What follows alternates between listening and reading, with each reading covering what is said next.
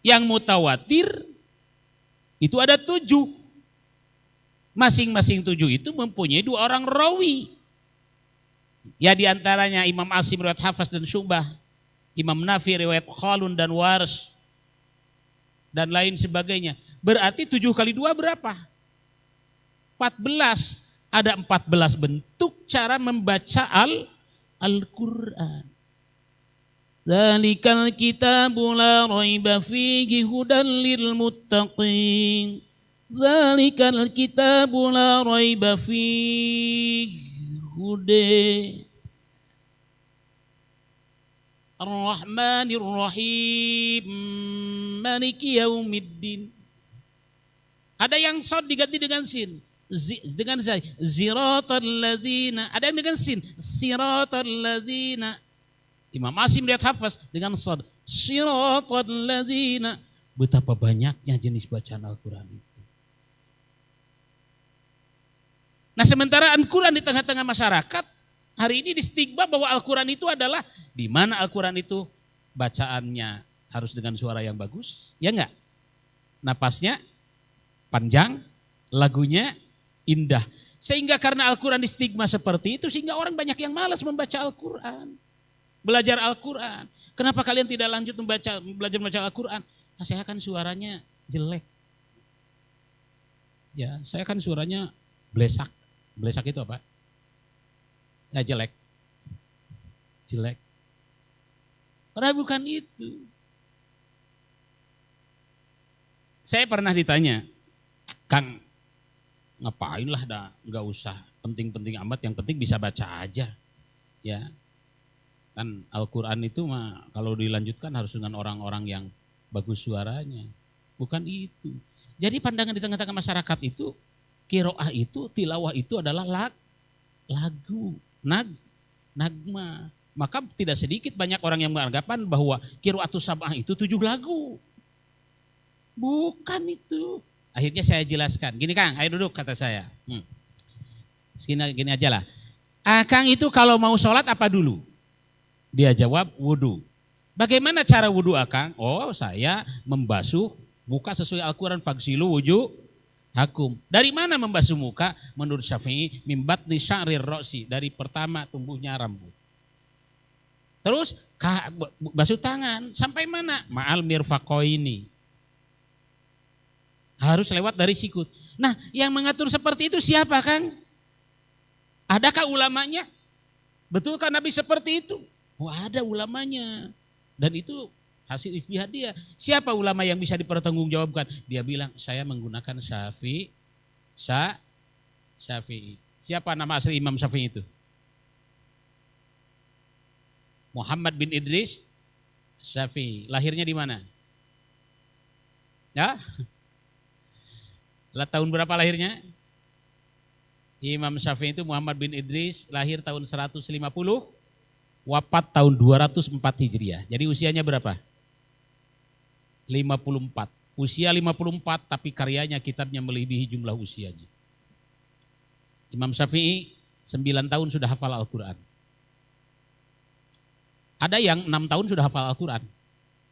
Ada ya Imam Syafi'i 9 tahun. Yang mengarang kitab tafsir fi zilalil Quran, Sayyid Qutb itu hafal Al-Quran 6 tahun.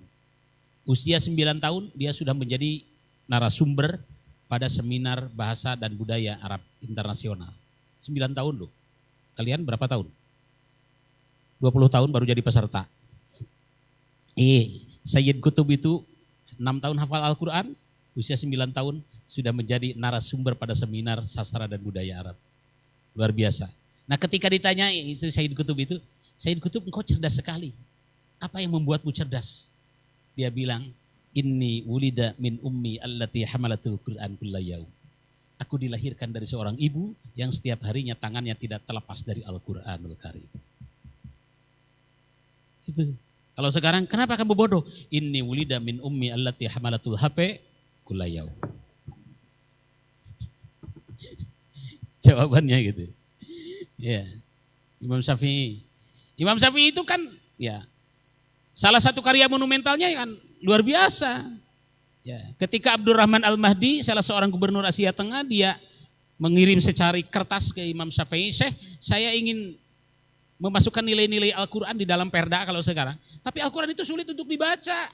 Bukan sulit untuk dibaca, sulit untuk diterka, banyak yang mujmal. Ini gimana cara menafsirkan Al-Quran?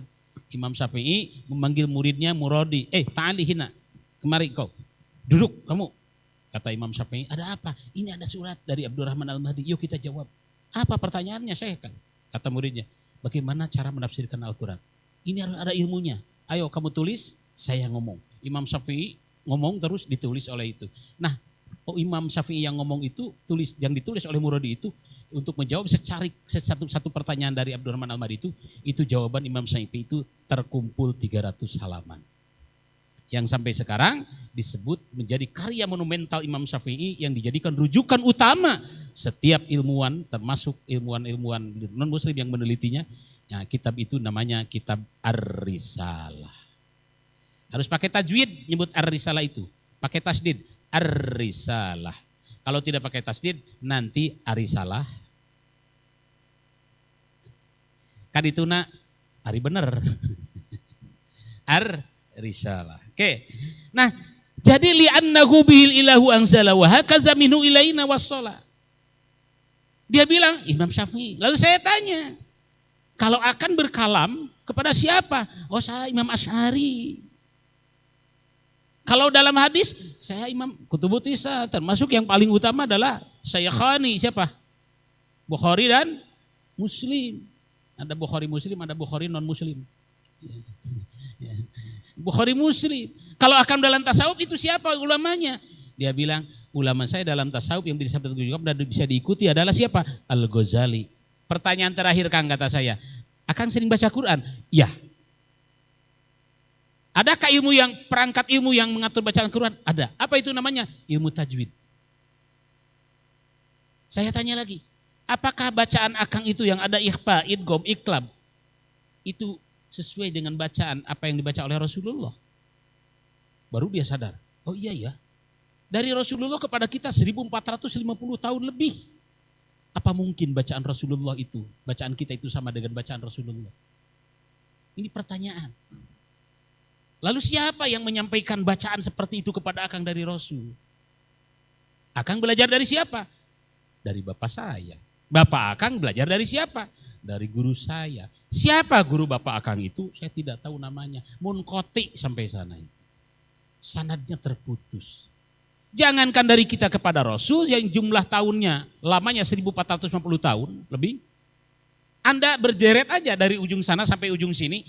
Lalu Pak Tarya ini membisik, tolong sampaikan ke kedua, ketiga, itu di ujungnya suka beda. Ya enggak? Suka beda. Itu dalam waktu yang sama, dalam jangka yang cukup dekat. Apalagi ini 1450 tahun. Apa benar bacaan kita? Untuk membuktikan bahwa bacaan kita itu benar, adalah tersusunlah ilmu qiraat. Di dalamnya termasuk ada perangkat ilmu membaca, yaitu ilmu tajwid. Kan Umar dengan Hisam itu pernah dalam sejarah. Satu saat Hisam itu jadi imam, Umar menjadi makmum. Umar itu kan galak ya, berani sekali. Umar menerima bacaan dari Rasulullah tidak seperti itu. Hisam berbeda. Nah, ketika dalam sholatnya kok Hisam ini bacaan Qurannya beda, saya menerima dari Rasul tidak seperti ini. Dalam Nihayah itu diceritakan sampai Hisam itu begitu assalamualaikum nggak baca aurat seperti kita. Karena mungkin gak kehel berenang ini pelecehan terhadap ayat Quran ya. Saya belajar dari Rasul tidak seperti ini bacanya. Kok imam ini bacaannya seperti ini? Itu diambil rida itu apa? Sorban ya. Diikat ke leher Hisam itu. Ayo dibawa kepada Rasulullah. Kata Rasul, ada apa ini? Ya Rasulullah, saya tadi sholat dan imamnya dia. Dia bacaan Al-Qurannya beda, rusak itu Al-Quran dibaca oleh dia ya Rasul.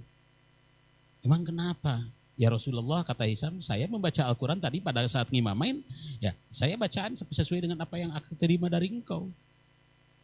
Ya, coba Umar baca, bagaimana engkau menerima? Umar membaca sesuai dengan yang diterima dari Rasul.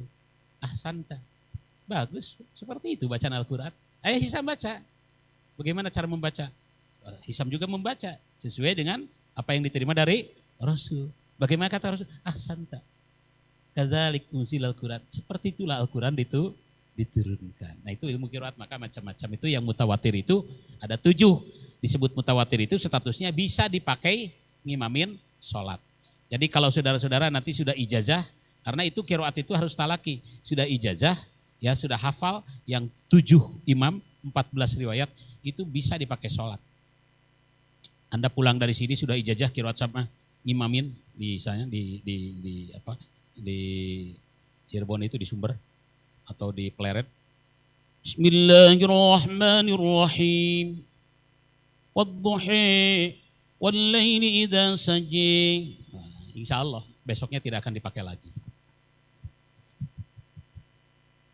Itu hanya boleh, bukan untuk diterapkan. Nah, lalu sejak kapan ada ilmu tajwid? Al-Quran itu dulu ditulis dalam bentuk naskah khufi. Khufi itu salah satu bentuk tulisan yang tidak ada titiknya. Bentuk tulisannya agak balok. Itu khufi.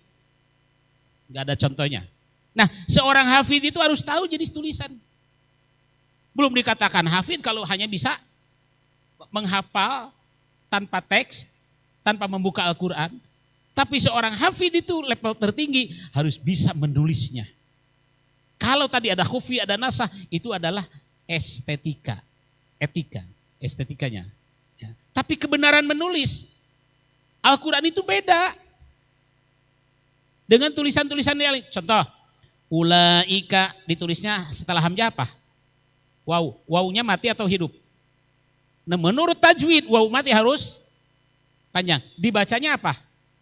Pendek panjang? Pendek. Kalau pendek perlu ditulis juga waw itu. Perlu ditulis enggak? Tetap karena itu Al-Quran, maka sekalipun wawunya tidak berfungsi, tetap harus ditulis. Itulah Al-Quran. Malaikatun, ada yang ditulis dengan mim, lam, alif, terus misah hamzahnya dengan kaf disatuin dengan ta marbutoh. Ada yang disatukan mim, lam, langsung hamzah. Dalam Al-Quran ada berapa kalimat rahmat?